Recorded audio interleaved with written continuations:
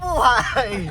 Pag-usapan naman natin ang experience ng exposure immersion. Dahil bago ka maging pari, meron kang immersion experience. Hindi sa mga mayamang lugar, kundi sa mga pobre o tinatawag na BEC.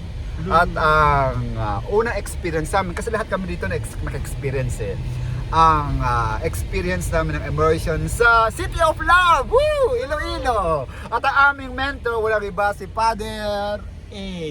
Huwag niyang panoodin. Huwag kang ganyan! Father A, anong experience mo ng immersion? Hindi, bakit mo kami pinuwersang mag-immersion? Hindi ako nagpwersa sa inyo. Okay. Parte ng apostol. Ano ba ang objective niyan? I-research ko pa. Ay, lalangawin na aming content. Hindi, no kidding. Yung experience mo daw pa? No joke. Seryoso to ha. Kami yung mga nagpapare, dapat maging malalim ang aming experience o pagbababad sa mga tao. Kaya yung immersion experience, part ng integral formation. So ito, meron kaming kapatid dito na magiging pare by May dahil maordinahan siya. Meron siyang immersion experience doon sa City of Love. At ang kanyang mentor ay walang iba kundi si... Sino mentor mo? Saan ang immersion ko Sa Iloilo ba? Father D. Padre Benedict? Immersion. Okay. Father, ano? Okay. Balik sa'yo daw. Ikaw talaga, Ricardo, ha? Yung experience mo yung tatanong ni Pada Alex, kung kumusta yung experience mo? Masaya. Sige pa, kwentuhan mo ka na pa. Inassign kami sa mga bahay-bahay.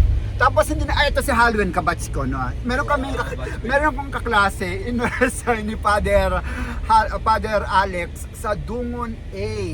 Yung bahay niya, nalalaglag dahil talaga namang namatay na siguro yun, no?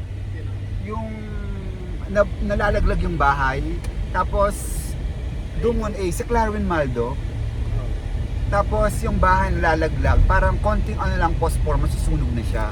Tapos hindi mo na siya pinauwi dahil nakakaawa naman yung sitwasyon. Ano pang pangalan nun? Ang pangalan nun? Anyway, yun yung karanasan namin, yung matutulog ka sa bahay.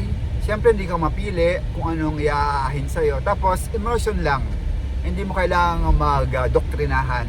Basta feel the experience of being with the people. Okay?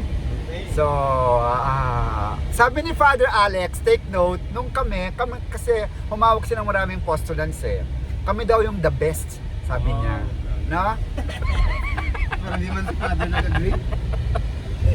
Kasi kami yung batch namin, Halloween, Willow, Carlo, talaga nagbabad kami. Hindi kami, kasi ang temptations kasi sa immersion, dahil nagpapare ka, special treatment ba? No? Okay. Uuwi sa kumbento. Uuwi sa kumbento, makikikain, magsi-CR, ganon. Kasi ayaw nilang maligo dun sa mga banyo ng mga kapitbahay. So ito, si Father Alex na sa amin, na-touch. Kasi talagang tinatapos namin. Walang uwian. Amen?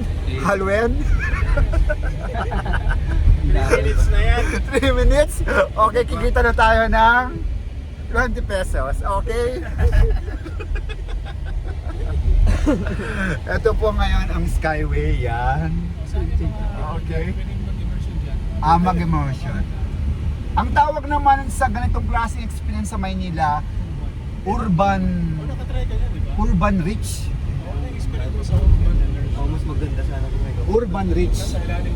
O ilalim ng tulay. Yan, urban rich. Meron ding urban poor. Okay.